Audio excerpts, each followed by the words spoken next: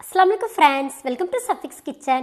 இன்னைக்கு நம்ம சஃபிக்ஸ் கிச்சன்ல பார்க்க போற ரெசிபி வெஜிடபிள் ஃப்ரைடு மோமோஸ். வாங்க எப்படி செய்யறதுன்னு பார்க்கலாம். முதல்ல மோமோஸ் பண்றதுக்கு ஸ்டஃபிங் ரொம்ப முக்கியம். அதை ஃபர்ஸ்ட் ரெடி பண்ண போறோம். ஒரு குக்கர்ல ஒரு பெரிய சைஸ் கேரட், 3 உருளைக்கிழங்கு, சோயா பீன்ஸ் நல்லா காஞ்சது. இதை நான் 8 மணி நேரம் ஊற வச்சிருக்கேன். White soya. ஸோ இதை மூணையும் குக்கர்ல சேர்த்து தேவையான அளவு உப்பு சேர்த்துட்டு தண்ணீர் சேர்த்து 2 விசில் விட்டுறலாம். 2 விசில் வந்த உடனேயே அதில் உள்ள ஏரை ரிலீஸ் பண்ணிட்டு இந்த வெஜிடபிள்ஸ்லாம் எடுத்து ஒரு பவுலில் மாற்றி வச்சிடலாம். இதில் இருக்கிற அந்த கேரட்டையும் உருளைக்கிழங்கையும் நல்லா மசிச்சு இந்த மாதிரி எடுத்து வச்சிடணும். இப்போ வெஜ் மசாலா செய்ய ஸ்டார்ட் பண்ணலாம். முதல்ல ஒரு பவுலில் பெரிய வெங்காயம் பெரிய சைஸ் 1 அதை பொடியாக கட் பண்ணி வச்சுருக்கேன். அதை உள்ளே சேர்த்துடலாம். இதில் ஒரு பட்டர் கியூப் உள்ளே சேர்த்துட்டேன். இதில் மசிச்சு வச்ச அந்த பொட்டேட்டோவை நம்ம உள்ளே சேர்த்துடலாம். இப்போ பிரெட் க்ரம்ஸ், அதாவது பிரெட் தூள் இருக்கு இல்லையா, அதை நம்ம உள்ளே சேர்த்துடலாம். மசிச்சு வச்சிருக்க கேரட்டை உள்ளே சேர்த்துடலாம்.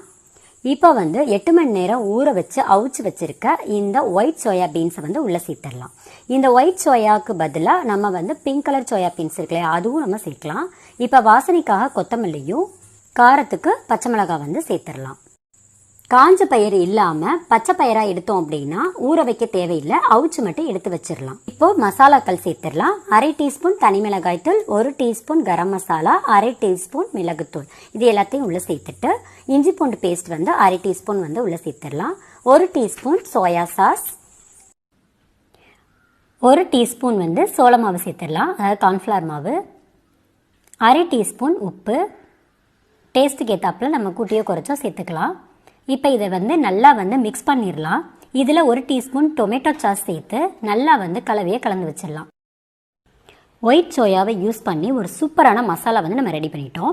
இப்போ இதை ஸ்டஃப் பண்ணுறதுக்காக நான் 1/4 கிலோ மைதாவை எடுத்து நல்லா மாவு பிசைஞ்சு இதை ஊற வச்சிருக்கேன் 1 மணி நேரம். ஸோ இப்போ இதை எடுத்து ஒரு சப்பாத்தி கட்டையில் வச்சு நல்லா இந்த மாதிரி அமுக்கி பிசைஞ்சு விட்டுக்கலாம். சின்ன சின்ன பாலாக நம்ம உருட்டி எடுத்துகிட்டு மேலே ஆயில் அப்ளை பண்ணிவிட்டு இதை நல்ல பெரிய சைஸில் விரித்து எடுக்கணும். நம்மளால் எவ்வளோ முடியுமோ அந்தளவுக்கு நல்ல பெரிய சைஸில் விரிச்சிட்டு இதை நம்ம மோமோ செய்கிறதுக்கு சின்ன சின்ன சர்க்கிளாக நம்மளுக்கு ரவுண்ட் ஷேப்பில் நம்ம கிடைக்கணும். ஸோ அதனால சின்ன டிஃபன் பாக்ஸோட மூடியை நான் எடுத்திருக்கேன். அதை வச்சு இதை ரவுண்ட் ஷேப்பாக சின்ன சின்ன சர்க்கிள்ஸாக இந்த மாதிரி ப்ரெஷ் பண்ணி எடுத்துகிட்டு அந்த ரவுண்ட் ஷேப்பில் இருக்கிற அந்த மைதாவோட சப்பாத்தியை மட்டும் எடுத்துக்கலாம். இப்போ இதில் நம்ம எடுத்து வச்சுருக்க ரெடி பண்ணி வச்சுருக்க மசாலா உள்ளே வச்சுட்டு அதை பெண்ட் பண்ணி ஹாஃப் சர்க்கிளாக ஆக்கிட்டு இந்த மாதிரி வெளி போர்ஷனை எடுத்து மேலே உள்ள போர்ஷன் மேலே லைட்டாக ப்ரெஸ் பண்ணி விடணும். ஸோ இது ஒரு டிசைன். ஸோ இதே மாதிரி 3 விதமான டிசைன்ஸை நான் மோமோஸ் செய்ய போகிறேன். இப்போது இது ரொம்ப சிம்பிளான டிசைன். இப்போ ஃபர்ஸ்ட் மோமோஸ் டிசைன் ரெடி ஆயிடுச்சு. அடுத்து நெக்ஸ்ட் டிசைன். இப்போ அதுக்காக ஒரு குட்டி மைதா சப்பாத்தியில் நம்ம மறுபடியும் நம்ம ஸ்டஃபிங் பண்ணுறோம். இப்போ நெக்ஸ்ட் டிசைனில் இந்த மாதிரி லேயரை சர்க்கிளோட கார்னர்ஸை லைட்டாக மடக்கி விட்டு ப்ரெஸ் பண்ணணும், லைட்டாக மடக்கி ப்ரெஸ் பண்ணணும். இந்த மாதிரி நம்ம மாற்றி மாற்றி அந்த சர்க்கிளோட கார்னர் எல்லாத்தையுமே இந்த மாதிரி லைட்டாக சின்ன சின்னதாக மடிப்பு வச்சு ப்ரெஸ் பண்ணி விடணும். ஸோ இந்த மாதிரி எல்லா புறமும் பண்ணதுக்கப்புறமா ஃபுல்லும் மேலே லைட்டாக நல்லா ப்ரெஸ் பண்ணி விட்டுட்டு லைட்டாக டர்ன் பண்ணி விடணும். ஸோ இதுதான் செகண்ட் டிசைன். இதுதான் ஜென்ரலாக இந்த டிசைன் பண்ணுவாங்க. ஸோ இப்போ செகண்ட் டிசைன் ரெடி ஆயிடுச்சு. இப்போ தேர்ட் டிசைன் செய்கிறதுக்கு ஒரு குட்டி மைதா சர்க்கிளை நம்ம எடுத்துகிட்டு அதில் நம்மளோட மசாலாவை வச்சுட்டு நம்ம முன்ன பண்ண மாதிரியே தான் டிசைன் லைட்டாக மடக்கி ப்ரெஸ் பண்ணணும், லைட்டாக மடக்கி ப்ரெஸ் பண்ணணும். ஆனால் அந்த சர்க்கிளோட ஹாஃப் போர்ஷனை மட்டும் இந்த மாதிரி மடக்கி விடணும். ஸோ மீதி இருக்கிற ஹாஃப் போர்ஷன் அந்த மாதிரி மடக்காமல் டைரெக்டாக நம்ம மடக்கி இருக்க பக்கமாக அட்டாச் பண்ணி விட்டுறணும். ஸோ பாருங்கள், இந்த மாதிரி அட்டாச் பண்ணணும். ஒரு பக்கம் மட்டும் நம்ம லைட்டாக மடிப்பு வச்சு ப்ரெஸ் பண்ணிவிட்டு இன்னொரு சைடு பாதி போர்ஷன் அப்படியே டைரெக்டாக அட்டாச் பண்ணிடலாம். ஸோ இப்போ இந்த டிசைன் சூப்பராக வந்திருக்கு.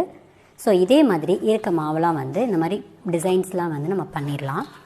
இப்போ இதை நம்ம ஃப்ரை பண்ணி எடுக்க போகிறோம்.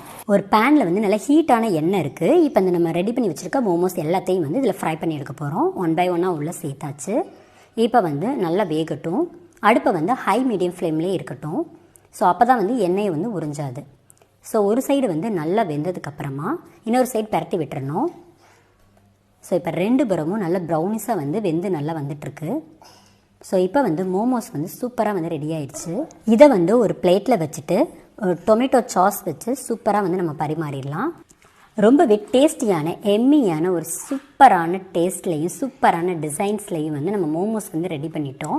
இப்போ இந்த வெஜ் மசாலாவுக்கு பதிலாக நான்வெஜ் மசாலா கூட நம்ம வந்து உள்ள ஸ்டஃபிங் பண்ணிக்கலாம்.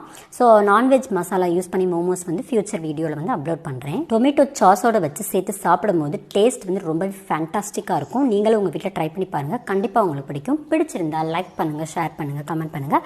எங்கள் சேனலை மறக்காமல் சப்ஸ்கிரைப் பண்ணுங்கள். தேங்க்யூ.